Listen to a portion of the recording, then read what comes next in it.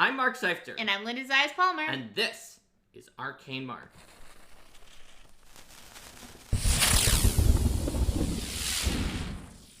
Hello, everyone. Hi, welcome to Arcane Mark. To the show, Arcane Mark, where we're going to be talking about expanding downtime. So downtime in general, in most games, some games just don't even deal with it at all. Pathfinder 2e and a lot of other games started at least talking about what's the deal with downtime. And for many groups, the right thing to do in downtime is just to go around the table, have everyone give like a one sentence of what they want to do, and maybe roll to see how well they do it. And that's okay. There's nothing wrong with that being the way that your group does downtime. However, some groups want to expand downtime more than that. Sometimes far more than that. Linda has definitely GM'd and expanded downtime more than that, for sure. By a lot. That's really understating it. So for this episode, we're going to talk through the how to expand the different parts that are described actively as downtime activities, and we're also going to talk about other things that you can do during downtime, which downtime is generally the mode when you're between your adventures, and you're not doing like the really dangerous stuff. That's right. So before we get into going through point by point the different kinds of downtime in Pathfinder 2e, I will point out that Pathfinder 2e actually has an established way of expanding downtime, and that's what we can use as a starting point, which is downtime events. Little vignettes that punctuate the downtime. You could think of it as like if you were playing a game that has progress, they might give you like a montage. Let's say you were crafting or something, of like your person like crafting with a hammer, going really quickly around doing things, and then suddenly there would be like a flash, or they would go into a scene and then do some other event or something that happened as it showed like the days cycling by, or maybe the sun and the moon coming out quickly when you craft, but then it pauses and goes into an event. That's how Pathfinder generally, Pathfinder 2e suggests to do expanded downtime to start with. Although, in the core rulebook, it just mentions events. There's a little bit more information in the Game Master Guide about that. So let's go through point by point through the major downtime activities that are in Pathfinder 2e and talk about events or other ways that you can expand them. So to start, there are skill actions. There's also some special actions that are in the downtime section. So alphabetically, the skill actions from Pathfinder 2e core rulebook that are in downtime, the first one is craft. That's where you're crafting some kind of an object.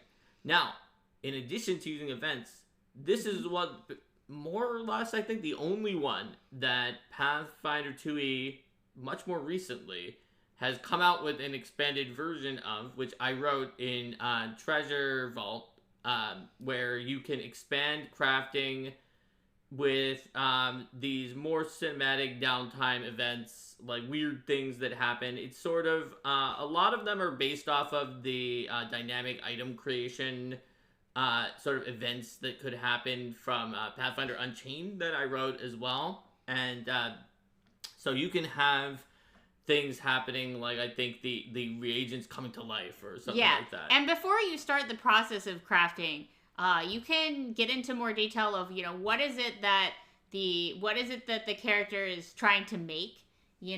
How might it be different from just generic, if they're making a magic longsword, like, how is it maybe going to be different for them than just like anyone who's making a generic magic longsword? What does it look like? What does it look like? Do they, when they're crafting this thing, do they have all the formulas they need to start with, or are they going to need to find things? Do they need to track down ingredients? Are they going to craft it out of monster parts? Are they going to craft it out of monster parts? I have a whole other thing I wrote for that. Are they, are they going to need, like, other supplies, like a workspace or things like that? Are they going to need to work together with others? And if so, how do they make those kinds of connections? That's right. And so you can use Treasure Vault, but also just think about the kinds of things that could happen during a bout of crafting. Something interesting. Something that's not just like, well, you were trying to do your downtime, but now you're being bothered, and this is just like expending the downtime just means it's worse than if you just quietly let me do the downtime. Because while it's certainly more interesting if something shakes up the downtime, and sometimes like a trouble or situation is great for doing that from like a narrative and tension perspective, from a meta perspective, eventually if you do expend downtime a lot, it's hard to get the players on board for an expansion that's constantly like interrupting what they wanted to do and putting threats or problems into it. Mm-hmm. Now, if they know they're on a clock and weird things are going to be happening, then that's something they would expect. But if they thought this is our time to take time off, and then it just keeps getting interrupted when imps steal their ingredients again for the fourth time. But there's another type of interruption that's more like in the player's hands. If it's like instead of, imps steal the ingredients, it's more like, someone comes by and admires their work and wants to commission them for something. And then they can decide, do I want to pause what I'm doing now to work on that, or do I want to do this kind of thing? So the fact is the that negative opportunities, and it says this in the downtime rules, I think in the Game Mastery Guide, you should balance the negative and the positive so that it's not always this bad thing if an event or downtime downtime expansion happens. And events can also be neutral. Maybe there's something interesting that happens that doesn't like.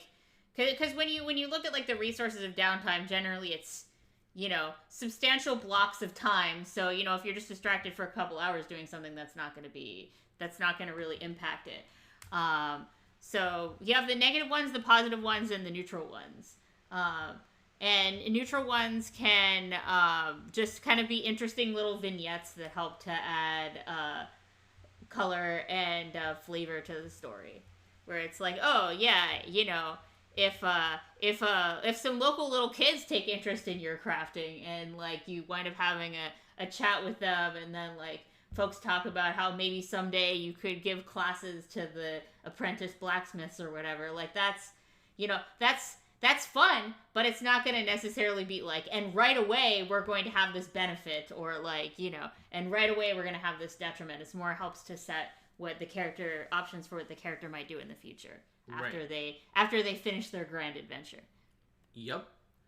So with crafting, it's often related to your skills as a crafter, and that'll get into the next one as well, or the object itself, the components for the object, the crafting techniques for the object, something that's going on with your workshop or tools for the object, something that's related to the process of crafting is the best way to expand it. And like we said, if it's not always negative and something bad that's happening to your work, you can get someone invested who's really into crafting to have this sort of more nuanced, expanded view of the process of their crafting that can lead to rewards or benefits for them, like a cost reduction, potentially, like some kind of fun quirk that maybe it's not even that powerful, but it's just kind of a cool random side effect that now it causes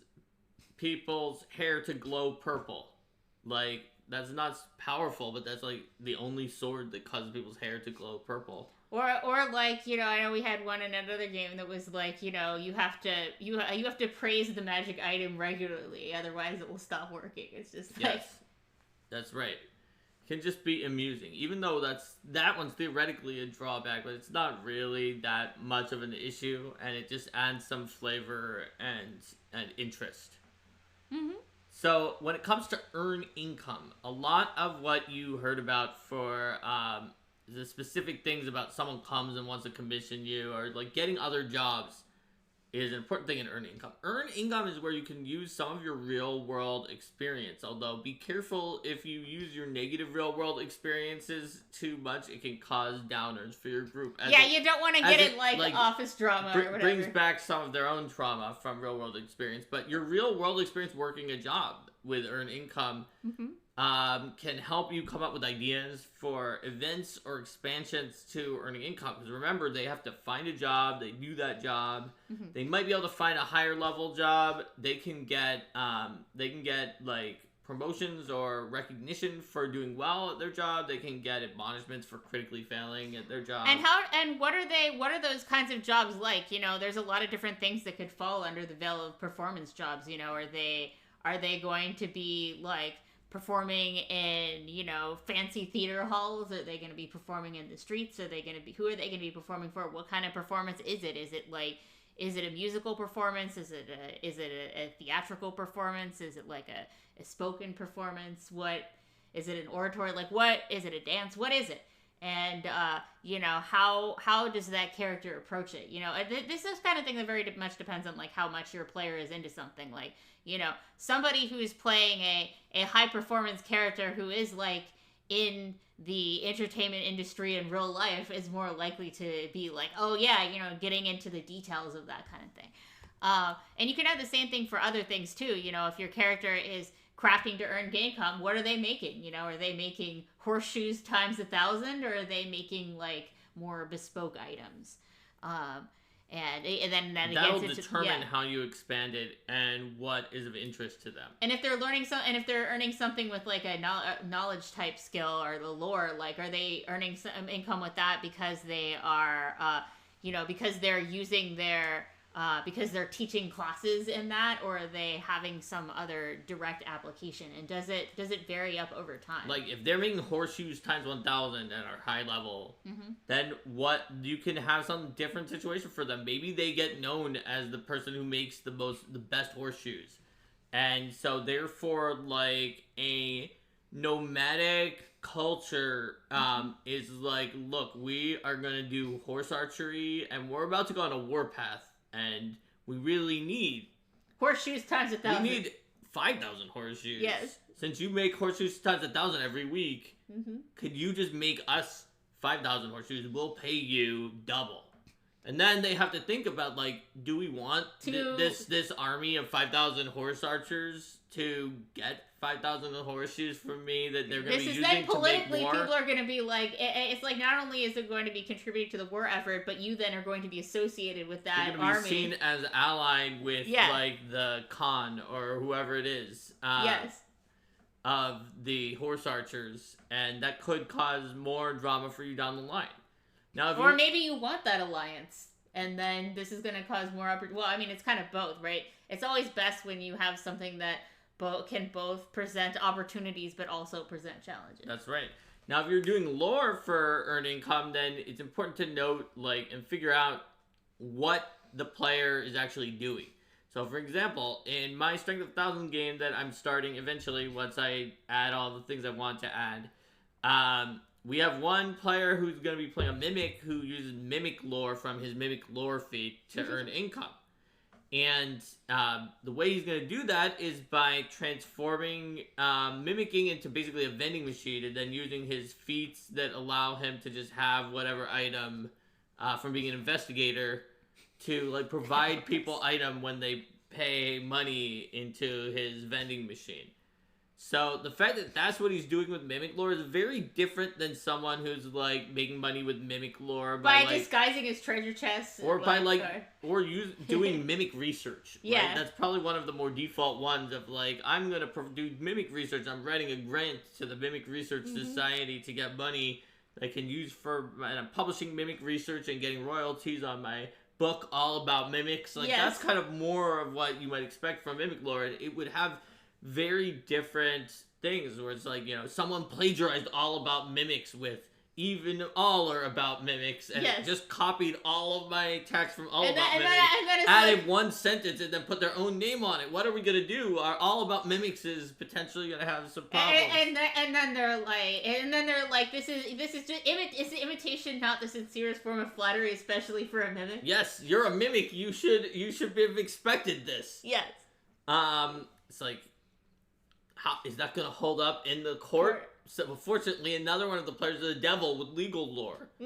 So, like, you can figure out whole plot lines like that, and it can be an opportunity and not just a negative when you sue even more all about mimics and then wind up getting like extra money from legal lore by suing the other author and getting them to stop. But maybe the publishing company who is backing even more all about mimics is going to have a problem with you, and then like, you know, what is that going to mean if they have influential backers? They could send their publishing company goons. They're Pinkertons to your house.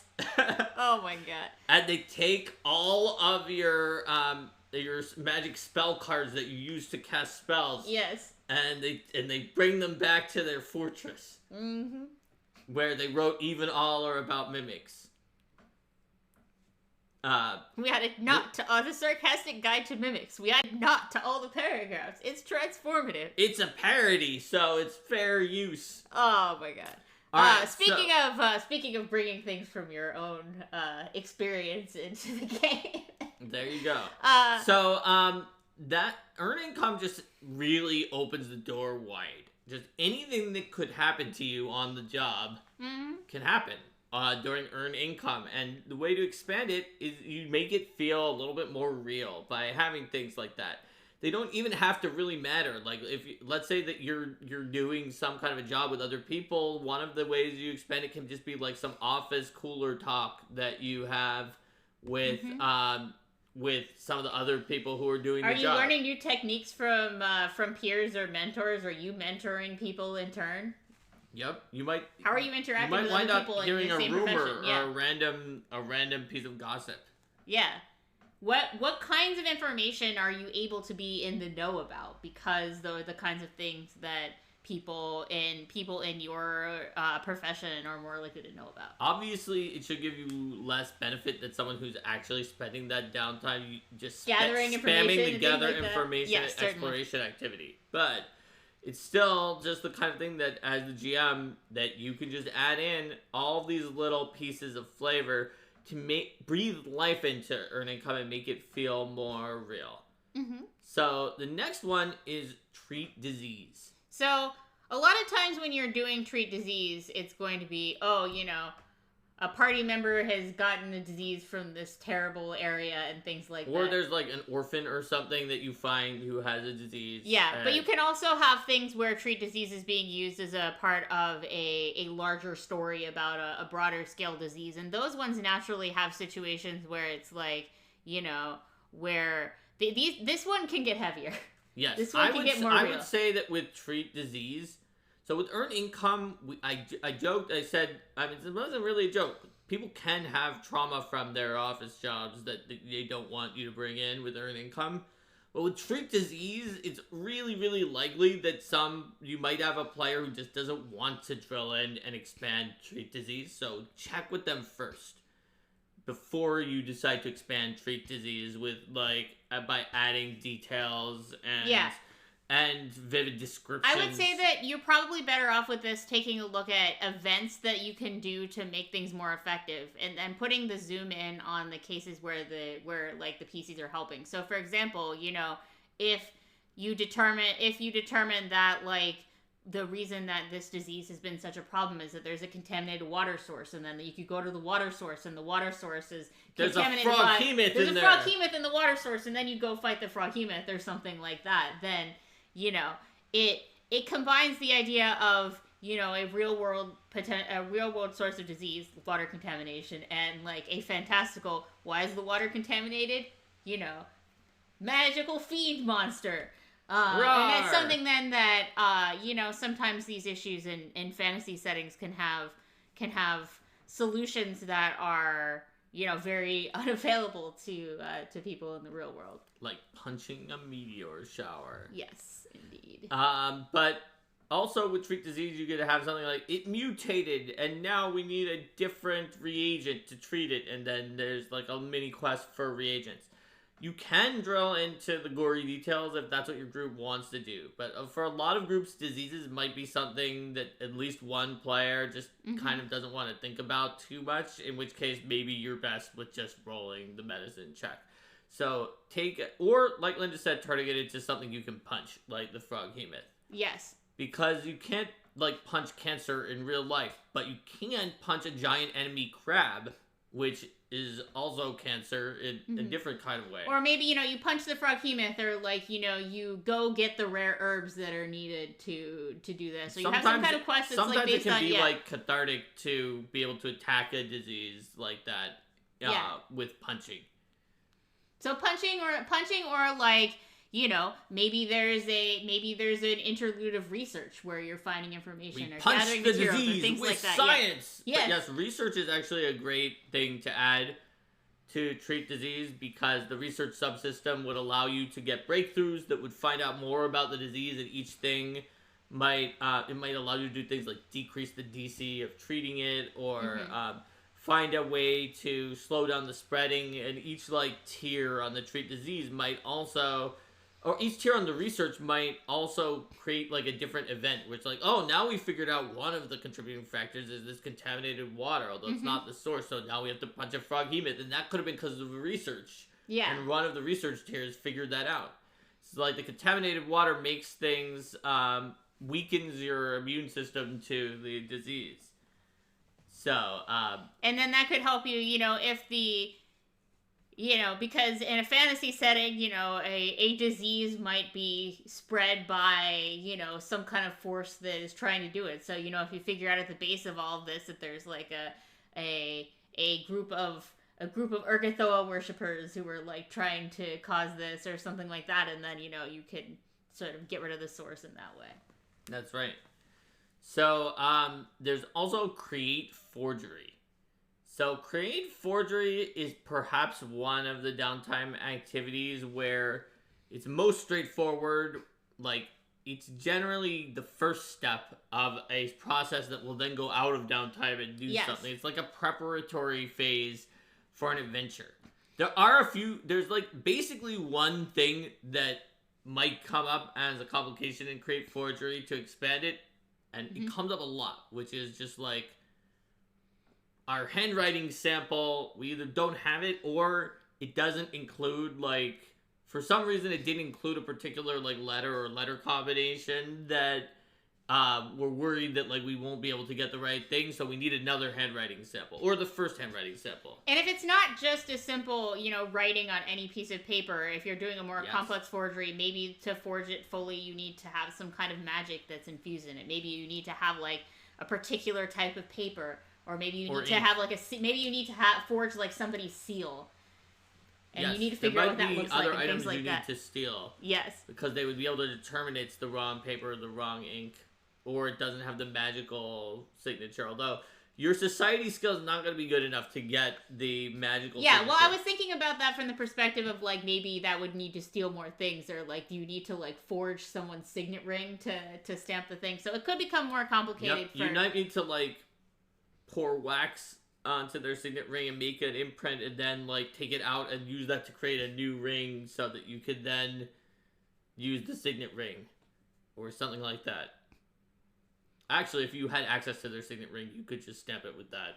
That would probably be fine. That would be fine if you took it, yeah. But if you didn't, then you might need to do that. It's going to be very difficult. So there's mostly the things related to the Create Forgery are like complications in the forgery. It's pretty much impossible for that to be anything good. Yes. So keep that in mind, and therefore don't always expand Create Forgery because of that fact. But if they're creating a particularly difficult forgery, like maybe you have things where like it's not too bad most of the time, but now they've decided to, that they want to forge something from like the head of a particular guild, and like that's going to be harder than forging something from like a random bureaucrat. So now they need to do something more. So mainly the complications are going to happen after they have the forgery. So basically you don't need to expand Create Forgery as often. So I see a comment in chat. The problem is it says day or week, and that makes my players start to negotiate on what is small enough to be a day and what will take a week. Well, you can have a spectrum, right? Like some things could take 2 days, some things could take 3 days, so that it doesn't just go up from a day to immediately. So, like, for example, if you just need to forge, like, a single straightforward sheet of paper or whatever, versus if you need to forge, like, a massive, like, legal document. That's right. Or if it has other complexity involved in it. Mm-hmm. Actually, Because it says over the course of a day or over week. the course of a day or week. There it is. It's at the top. Mm-hmm. So it says usually over the course of a day or week, and it just kind of depends on the length. So you could make it not just skip from one day to a whole week. I think is the main thing. And it could be, if you're forging something like and then sort of in between, if you're forging something like identity documents that may not be like super like long or large, but it might be like, oh yeah, it would depend, like, are the people who are scrutinizing the identity documents, do they have like, anti-tamper or like security measures where they make sure and like they shine a light and make sure it's the right kind of paper, that kind of thing. You might need to do special treatment on those documents that takes longer, even though they're not like 20,000 words long. Yeah. So it depends on how complicated the process is and how tough of a standard they're trying to go up against. I mean, it could even be arranged, like maybe it's like, well, if you take a day to do this, then you can make something that's going to pass well on cursory inspection, but it might not necessarily let you get into the more heavily guarded aspects. Like, you can use this fake ID to get yourself into this fake ID is completely fine for getting into bars or whatever, but like if you're trying to use it to get into like a government base, then they're gonna be taking more scrutiny at it or what have you. That's right. So lastly, in the skill actions that are downtime is subsist. Subsist and stories about subsist and expanding subsist is like an entire genre of both like there's a entire subgenre of both like video game and fiction that's all about like survival and like, all right, we're out here, we're trying to get what we need to subsist. Yeah. In many circumstances, if you're just like, yeah, you know what, we're in a town, we have enough money to get a place to stay and things like that, then it's just like, or like, we're out in the wild and it's like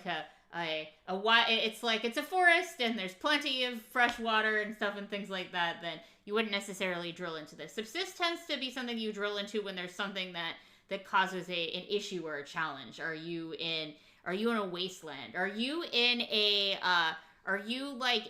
settlement that is hostile to you in some way, and so you can't just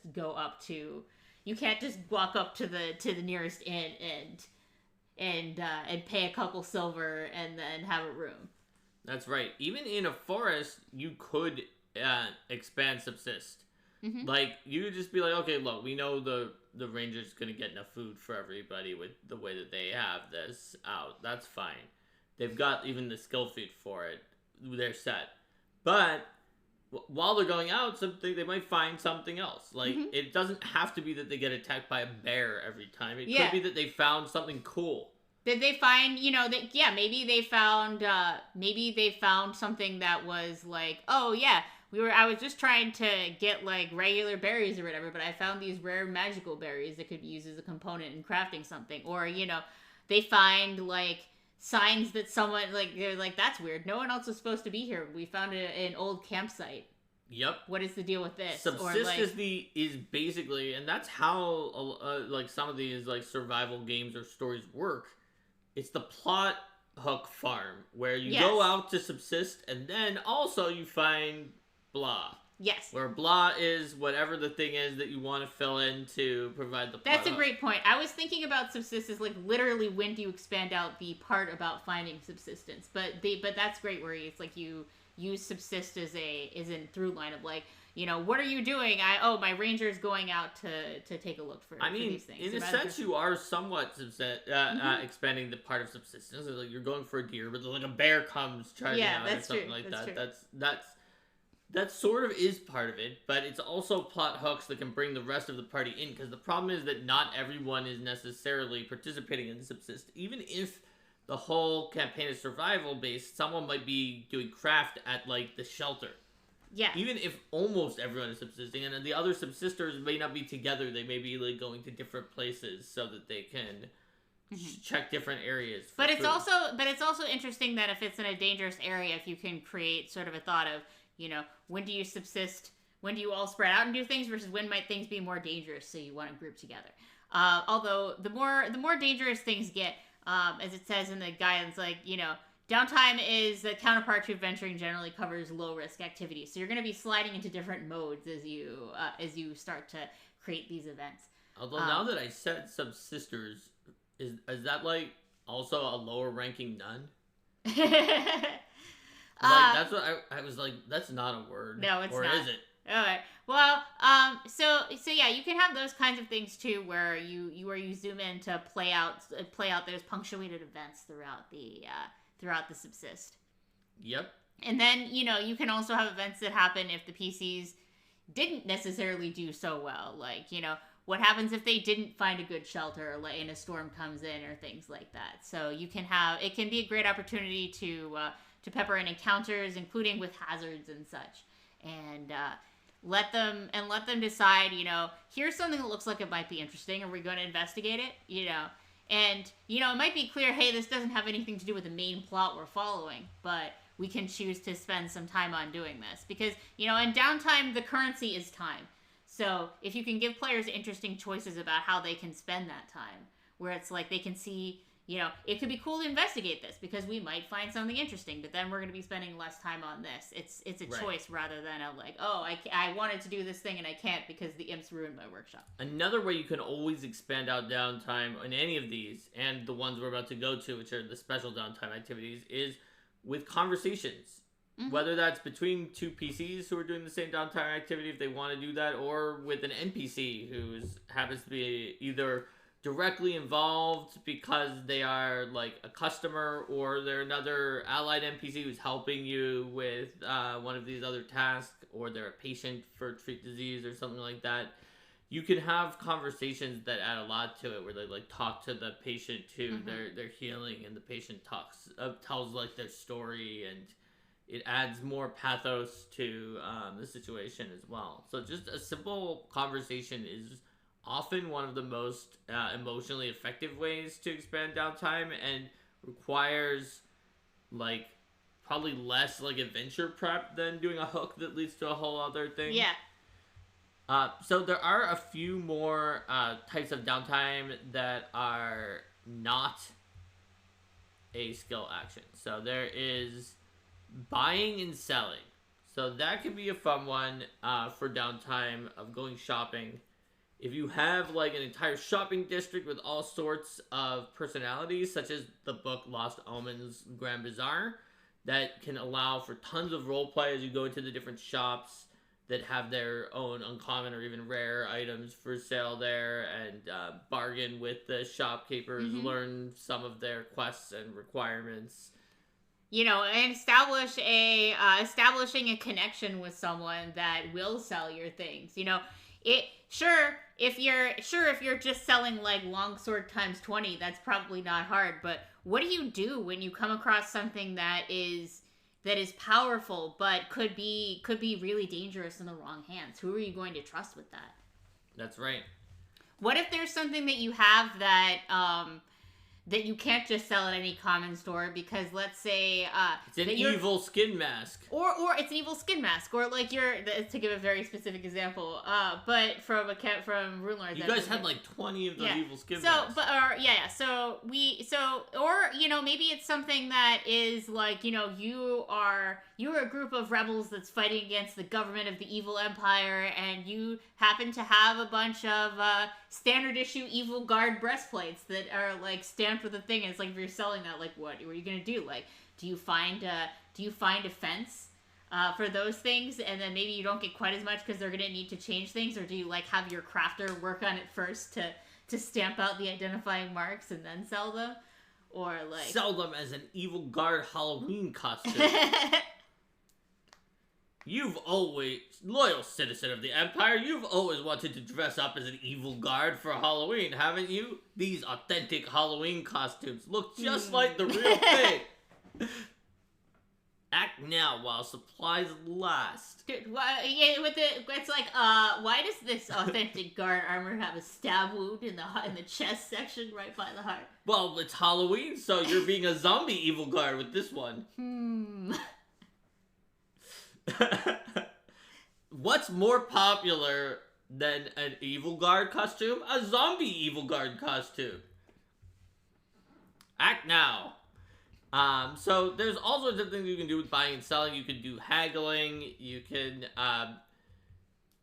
have like someone come in and try to like convince the PCs to buy their thing that is not in what they were going to look for. It's like a discerning customer, you might be interested in this, and you could offer something that's uncommon that they wouldn't always be able to get their hands on, even that they don't necessarily want. That they'd be like, wait, but if I don't buy this now, I might not be able to get it later. What if somebody is selling something for a suspiciously low price, or like the PCs have a chance to figure out, you know, that something on the market is a forgery, and then they're like, well, how are they going to handle that? Are they going to try to turn people in? Maybe like it's a forged. Maybe it's like, you know, it's a source of shoddy quality things, but they're really cheap, and the PCs can come up with some clever way to use them. Right. Or you can have some interesting drama, although, like, make sure your group is okay with this first. If you send, like, Jack into the, like, market to buy some food, but he winds up trading the party's cow for some random magic beans that this person is selling. Is like, these are magic beans, Jack, these are gonna be great. And then he comes back and you're like, well, did you buy the rations that we need for the adventure? No, I got something even better, these magic beans. Yeah, players tend to be really attached to their treasure. So do be careful when you're doing things where it's like, oh yeah, you know, you bought this thing, but it was like a counterfeit, and then you just. I'm not even talking about that. I'm talking about like the player who was given the money. Oh chooses to buy something else because you have an NPC convince them. So make sure that you have like make a good sure social that the group contract isn't going to get really annoyed that they didn't get their rations, because some groups are very money grubby and will not be okay with that. They would be like. You know, some groups are just, oh, that's cool. Well, we'll just have to get more money for the rations, and then maybe the beans are good. Whereas the other extreme does exist where it's like, my sheet says good, so I'm not going to slit your throat, Jack. But you are out of the party, and we're sending you to jail for fraud. And it'd be like, wow, that's a really extreme reaction. I was just trying to do some fun role play with the GM. And the GM's like, yeah, we were just trying to do some fun role play. What's going on? I find that, you know, it generally works well to have a distribution of money with... The one that I've been happiest with are ones where it's like, you know, there's a party fund that can be used to, like, buy important things that the whole group needs, and then, like, each character has money, and what they do with that is their... That's where Jack would be like, I'm gonna use all my money on magic beans. And then it's like, dude, you didn't buy yourself a resilient armor rune? Magic beans. All right. It's like... Is there some fantasy world where, like, magic beans that do legitimately are known to do magic, but they do random stuff, and there's, like, a low chance that it's good, but it might be really good? Is that, like, the equivalent of gacha games where, for adventurers, where it's like, yes, we're gonna gamble it all on magic beans, and it'd be, like, laws, and, like, the magic kingdom of Altania has banned the sale of magic beans to adventurers under level 5, and children under the age of 16. Yes.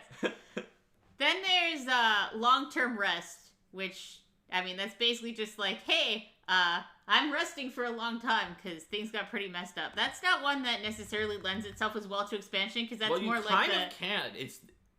It's like it's the most chill downtime. It's the most chill downtime. So therefore... Because you're resting like a at cost. your house. Yeah. But if you're famous, or you're an adventurer, or you have family in this town where you're resting or something like that, they could come in. Like, you could have an issue where, like, your character is staying with or at their own house, but it's, like, close enough to where your character's mom lives, that your character's mom gets all of her friends to, like, make way too much food and constantly is bringing it over to the adventure. Like, I heard you got sick at the adventure, so we brought you all this soup. And it's like, Mom, stop bringing all this soup. I can't possibly eat all this. Especially if your character has, like, a reputation for being, like, really tough and, like, all these kinds of things, and then, like, her adventurer buddies are also over, and then, like, Mom comes over, and it's like the adventure, and she's like, Mom, come on. And then it's like, oh. Yeah, you could even mix it in, like, right? If other people come to visit you because you're famous, like, let's say you're the big, tough, famous adventurer, and so, like, the bandit gang lord comes over and is like, I have a beef to pick with you. Now that I know you're back in town and you're resting, you have to listen. But I have an issue with the things you were doing with my subordinates. And your mom comes and is like, honey, I brought you some soup. Yeah. And you're like intimidating the back and forth with the bandit lord of like the gang in the slums. Yeah. And then it's like, Mom, I'm with the bandit slum lord. It's like, now, I brought enough soup for the bandit slum lord too. All your friends. It's not my friend, it's the bandit slum lord. Bandit slum lord's like, well, this is actually really good soup. Okay, fine, our beef is over. This soup was just so good. Like, there's a lot that you can do with long-term rest that's kind of in the more chill category of weird fantasy slice of life. Yeah, that's like, that's you totally true. Definitely shouldn't do it all the time. It does depend on where you're resting. But also, if you're not resting in your home and you're doing long-term rest in, like, the floating planar citadel, there could also be things that happen when you're doing that. Yeah, who is helping you out? Who's treating you while you're doing long-term rest? Yep. I've generally tended to think of long-term rest as more of the, oops, I'm not doing other activities because this last adventure really messed me up. But yeah, if you're doing it in a place where you have allies, it's totally cool. Yep, absolutely. So, like, even long-term rest, you could do something. So, retraining, of course, you have... Who was training you? The training montage. You Yes. may have to, like, do a whole thing where you like, earn your ability to train with, like, a very prestigious mentor by, like, finding them up on the mountain and going through their trials and philosophical tests and having conversations with them where they explain their philosophy and make you rethink your worldview or something like that. And then you do a training montage where you play one of the classical training songs and then, like, describe some scenes of different things. It's like, we see us splitting a piece of wood, and then it's like, wait, I'm me. Just like, yes, but splitting the piece of wood was important because you're learning how to channel your magic and your mana into your hand so that you can then do a somatic gesture. Yeah, and then it's because you know she's like a monk who's a hermit who's like up on the hill, and like you have to convince her for your time, or maybe you have someone in like and they're like a researcher who's like really busy, and they're like, yeah, I know how to do this, but like look at all these things that I have going on. Are you gonna make time for me to teach you? Because if you're not, like, I'm not gonna teach you. That's right. And you're like, oh no, I've got a friend who can fill in for you. And then you send your barbarian to teach their class. Or, like, you know, it's a great opportunity to bring back allied NPCs that they already have. You know, maybe in the story they have a lot of allies within the town or the city that's their home base. And then those people like have been like, let me know if you ever need anything. And it's like, oh yeah, and then you're calling in the favorite with that NPC. And then your mentor after that is just like, you know, I came back to class and my students were really well behaved. Your person is like really great that you had fill in for me. Can you do this every year? And then you flash back to the scene where the student is like, excuse me, substitute teacher Thog. Well, actually, if you look at the equation on the left there, I think that there is an error on the minus sign that would cause this entire thing to break down. Your questions infuriate Thug! Yeah. Because a lot of times when you see, like, one of the things you get with retraining is, you want to retrain because you've run across an NPC who knows a cool skill that as a part of your adventure, and you've befriended them, and therefore now you're like, hey, next time we have downtime, that you want to retrain with them for that specific ability. So it can be because your players are like, yeah, I want to try something new, or I'm tired about an aspect of a build, or it can be because they had a reward of, you know, somebody knows this particular thing and now I want to learn it too, and then who's going to train it? Well, it's that person. Mm-hmm. Ketchup appreciates likes my random tangent of you send Thog the Barbarian as the replacement person to to deal with it. And then you also have to think about what the instructor's cost is, because some instructors will be like, yeah, cover my classes and pay tuition. And someone else might be like, yes, I am the Fey Lord who will teach you these strange spells. But in exchange, you must give me the last breath of a lover's sigh. And then it's like, okay, how do I get that? What? Or the most dangerous thing of all is an open-ended favor. Yes. You'll just owe me a favor for later. It'll be fine. Then instant possible plot down the line. So I think that what you can see from this is that the thread that connects all of these Downtime expansions is that it's even resting had an option, because Downtime is what connects you to the world and makes you grounded. Compared to your adventure where you're doing some ridiculous thing, usually super fast, like rushing through some area, killing all these monsters and finding treasure and dealing with hazards and maybe befriending the monsters. Like, I don't know what your group does. My group befriends them sometimes. Whatever the case is, you're acting super fast. But when you take it slow, go into the slow life, it sort of allows you to do a slice of lifestyle play where you are grounding in the world, stepping back, remembering that you're part of a larger setting and not just like this one-dimensional narrative of a hero constantly going through big life or death fights. And it's a great chance too to have those to explore those kinds of conversations where characters reflect on what they have learned, what they've experienced, and then think about how they might approach something differently. If you can bring back, if you're realizing that you have a character who might have like a very different way of approaching issues now than they did before, you maybe bring back an issue that was similar to something that they had in the past and then see how they respond to it differently.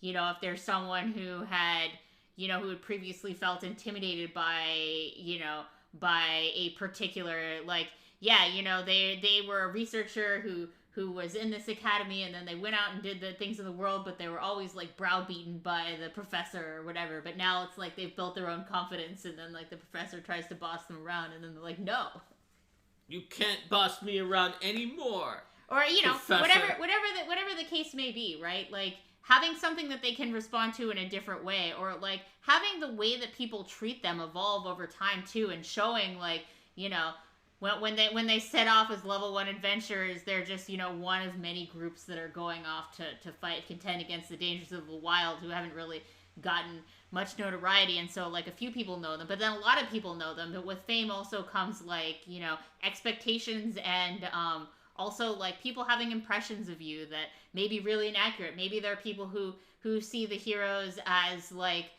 people who are capable of so much more than they actually are, and are going to try to be like, now you need to save the world, and they're like, oh, we're level 5, please with help. Great fame, or maybe there's people who are against them and are like trying to trash their reputation, or people who are coming after them. So like the stakes go up, and you can use that downtime and the information they gain to get information. Comes great parasocial relationships. Which is also the, perhaps the Spider-Man lesson of, like, what is it, The Amazing Spider-Man 2, the one where the parasocial relationship with the electric guy is, like, an important part of the plot. So, yeah, it's completely true that just as you become a bigger and more famous hero, what you're doing with some of these downtime will change. Although, if you go back and do some of the stuff that's earlier on, like the example of the high level Precy and their mom comes bring them soup, the jarring like sort of gap between what the expectations of what's happening there could add a little bit of humor, or also remind you of your roots. Especially if the characters, there's someone like a parent who's known the character right from the beginning, and or someone who maybe was like a childhood friend, and then they come back to their hometown, and they left at level 1, and now they're level 16, and it's 2 years later, and it's like, how did those characters grow and change, and how do they relate to where they came from? So Kojo is wondering, can you have parasocial relationships in PF2 also? Yes. I mean, a Syndrome from the Incredibles style villain can be a great villain. especially if the NPC was actually introduced earlier on and was like an annoying type character that nobody liked, who was just trying to be like, I like you guys are great, and then all the PCs like actually dissed on this character because they just got annoyed by them, then they left, and then they later became a villain. They could feel like that was kind of our own fault. Our fault, yeah. We were really mean to this person because they were really annoying. Yeah. So it's kind of an interesting situation where instead of the villain being just some random person that they've never even heard of before, it can be connected to what happened It's before. really satisfying when the villains and their motivations have to do with decisions that the PCs actually made. Like when we had to fight in Runelords, and we had to fight the anti-paladin Grave Knight that was made from the paladin that we just left to die and didn't resurrect. Well, also because you were greedy for money. That's true. So like when you have things, when the players can look at the situation and have their characters be like, oh my gosh, and then and then the players out of character like, yeah, we deserve that. Like, those moments are excellent. Yep, it had all the characters that you betrayed. All the characters that our party betrayed came to attack us. It was like, yep, this is totally deserved, 100%. It was great. Yep. Let's see. It says that in Kingmaker Friends and Foes, there's a Mayance, which is an elven killer that works in Tatzelford, which moves to attack the people of the kingdom. And the Mayance's stat block, I don't know what kind of creature that is level 9. It might be a menace. Tatzelford is level 10, so it is more of a downtime problem. But how would you make that a real threat, but not feel like you unfairly killed important companions? Is a question from Turgaman VT. So a downtime threat that feels more like it's a real threat, but does not without sort of unfairly just randomly killing important companions.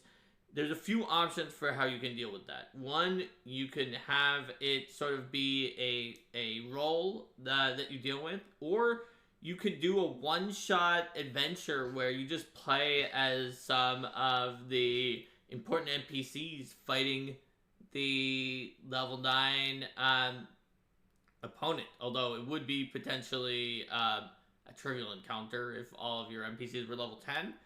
But, you could make it a little stronger than that and make it an interesting encounter, and then do this one-shot where you, like in Linda's Kingmaker game, one time we played the B team of people who were left behind when I think everyone was at the Outlaw Council or something like that, and then ghoul dogs from an evil lich, hag lich, who's famous in the River Kingdom, started attacking. Yeah, so, maybe like some of the NPCs are known and some of them are not, so maybe you have like, maybe this is an opportunity to play like the members of the city guard or town guard who are going to investigate this particular thing, and you can come up with a motley crew of people, and then like even if those characters themselves are not previously established NPCs, maybe it's like, well, you've already seen like the captain of the guard and these other people from the side of like the kingdom rulers who are assigning them and who are treating them, and they're very respectful toward the kingdom leaders or whatever, and then you play people who are like the subordinates of those people who are like, oh man, this person's such a whatever, and it can be fun to have those NPCs who are then having like commentary and discussion about like the PCs and what they're like, and then having to solve it. And I would say that if the settlement, a level 9 person in a level 10 settlement, they're not going to be like taking down the entire settlement, but like they could be, are they then like causing killing people on the periphery, like in the outlying farms and things like that? They're probably way more powerful than most people. Yeah. The level 10 settlement means that there's people, enough level 10 people that you could regularly find services from a level 10 person. But also, they're still probably mostly way lower level than that. Yeah. So, like, are the people who eventually deal with the problem somewhat lower level than this person? Or does this person have allies that they might call upon? And then they're like, the more powerful one in the encounter, but there's also minions or what have you, or like the ability to summon something, or are they working with, or do they have like people on the inside who are helping them out, or have they blackmailed people? How deep does the problem go? That's right.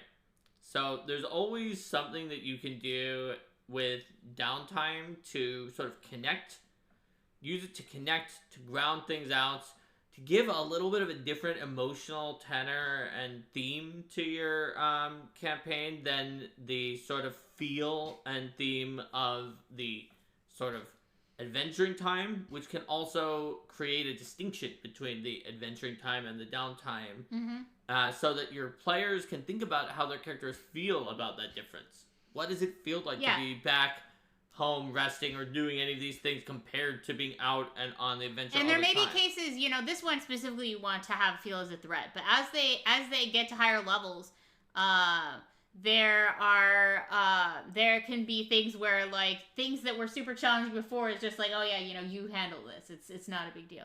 Let's see. It's supposed to mind game a companion to their side and bad at psychology to make it seem real. Like players are gone for a month and come back and Jethal is now a friend with a serial killer. So the thing about many serial killers in real life is that many of them were very good at befriending people due to the fact that of their personality style that was very much manipulative and like sort of chameleon-y, sociopathic in the sense of like thinking of people only as game pieces and but good at moving those pieces where they wanted to by feigning the appropriate friendliness and emotion. So I'm imagining then that the companion doesn't know what they're up to. Obviously, they're not like, hello. My name is... When we were set to your side, like...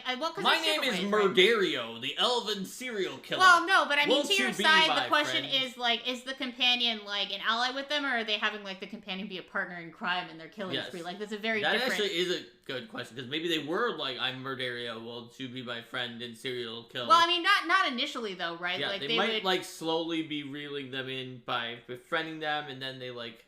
make up a false claim that where like this person I need your help and like being like this person is a bandit who has been doing all these terrible things, or like staging a situation where it seems like they need rescue because this person is terrible and then they're going after them. They can also do a thing where they actually do find someone and like, yes, they just admit like, I'm a vigilante investigator and I discovered that this horrible murderer is in town and is a real thing. And then whoever this person is, Jethal, can look it up and be like, wow, this is really true. It's like, but they've gone under the radar for too long, and we have to take matters into our own hands for the people, because in the River Kingdoms, you know what? You have what you hold. And the laws of the River Freedoms make it very difficult for anyone to do anything except for vigilante justice. So, are you with me? And then they get them in on that. And then once they realize, this companion realizes that this vigilante investigator has found a real person, they can slowly, like, give a few that are legitimate, and then maybe eventually they just stop vetting them as much. And then he starts just, like, actually getting them to come along to kill people who are not, in fact... murderers. And before they know it, they're in over their head. Yeah. It depends upon how much they're getting into it. Because if that's not really a downtime thing, because that's sort of a behind the scenes situation. Yeah, and that was even a question that was in there. Is this really more of a downtime activity or exploration? I would say it's definitely... figuring it out about it is definitely more of either exploration or a downtime event, which a downtime event is exploration or an encounter. Downtime events are when you, like, stop the sun and moon thing that are cycling in the day ticking on the upper right side of the screen as it shows a montage, and it pauses and goes into an event. And so the fact that this is happening, if you're actually going to stop and be like, there are serial murderers, let's go figure out about them. You're in exploration, you're like gather information, which is an exploration activity. It takes a few hours, but it is an exploration activity. So you're no longer in downtime. You're now in a mystery plot at that point. But I think, so this is more of like the GM planning to have things. So I guess if the companion doesn't know about their murderousness, and trust them, then maybe what you have instead is like, what have they done to build that foundation of trust? You know, what kinds of things do they do in the community that make people think of them positively? You know, it makes me think of the cleric of Zon Kuthan in our Kingmaker campaign, who was best known for saving orphans from a flood and like being kind to children and things like that. Yep. And like getting pies, getting pies all the time from the people, from like the teachers, because it was like, oh, you saved the kids and things like that, because they were always, they did their whole thing where most of the time they were just a complete upstanding citizen who was helpful, and then they had their secret stuff that they did under cover of shadows. So like having someone who brings themselves in as being known as an upstanding member of the community who's respected by a lot of people. And then like actually has this double life that they're running. Yep. And then it's like, and then do they have someone else that they've set up to take the fall? They probably do. They probably do. And then like maybe it's your companion. Yeah. And it could be the companion, or it could be someone else, and the companion is helping them in some other way. Yep. So yeah, I think that basically gives you a good sense of where we're going with expanding downtime. Now, Use it to enrich your world. Use it to ground things. Use it to contrast. And specific adventures that you're doing may have more specific downtime activities that fit with them. You know, if you have a subsystem that's about like, academia or like that kind of thing, where it's like, oh yeah, you have a long running thing where there's something that you're trying to regularly achieve and track over time. Yes. Or like building a kingdom. Or expanding that kind of downtime is literally the reason I haven't started my Strength of 1,000 campaign, because I want to fill out the fact that there are multiple academic years in the first book and a half of maybe book, and the hiatus between book 1 and book 2 is probably multiple years, and I want a lot of downtime events and expansion, because I don't want to just say, and then nothing happened during all of these years, and your relationships with all of these NPCs is exactly the same as it was right at the beginning when you did this stuff. But now we're skipping to. So you'll often see things that for those are like systems that are about like building a kingdom, building an organization, building something that is beyond the PCs, that is growing over time with their input, but also independently of them. Absolutely. And so a lot of published adventure paths have those. There's a lot of great examples out there if you want to go with something like that. Generally, those will have some kind of a resource that you're spending in addition to time that you can invest in a variety of different ways to cause things to grow and create opportunities. I say that, getting into, how do you design such a system is more of, a design diaries type thing than a GM tools type thing, probably. But if you're looking to do something broader than that, I highly recommend taking a look at the systems that are already out there.